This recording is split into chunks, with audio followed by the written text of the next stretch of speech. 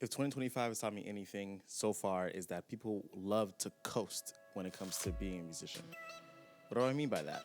I mean that people would like to say they're a piano player or say they are a musician, but they don't obviously put the work into it. Now, personally, I don't like to practice a whole lot myself, but I know that without practice, I'm stunting my own growth. And that's the biggest thing you don't want to do. I've been playing music for about 20 years now, and I still need to practice. There's always something that I'm going to need to learn. There's always someone that's better than me right around the corner, and the growth never really stops. And that's most of the fun, to be honest with you.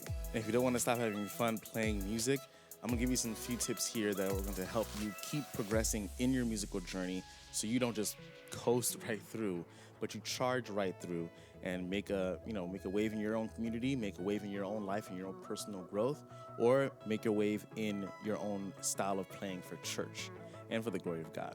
So let's get into it.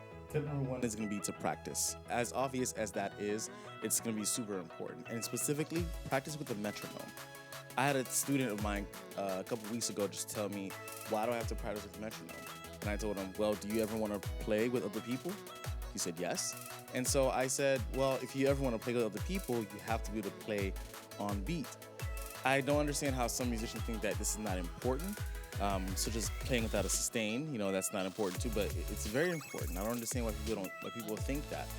But playing on beat, on tempo, is super important if you ever want to play in a band and not just be stuck playing in your room by yourself. So do yourself the favor and play on beat, practice with a metronome. It'll save you a ton of time, and it really pushes you to becoming better with your musicianship. My next tip is to not cheat yourself in listening to new music, especially if you're that good to the point where you think you can just, hear a song once and instantly get it. Even if you can, it's okay to go and look at the source material before you go into rehearsal or before you get to a gig, so that you know what you're doing and you have an idea of what you could be doing. Something about a riff, something that you can create on the spot or before the actual gig or the actual service you're playing at, that you could bring to the musicians as well. It takes more than just, years of experience to say that you're a really great piano player.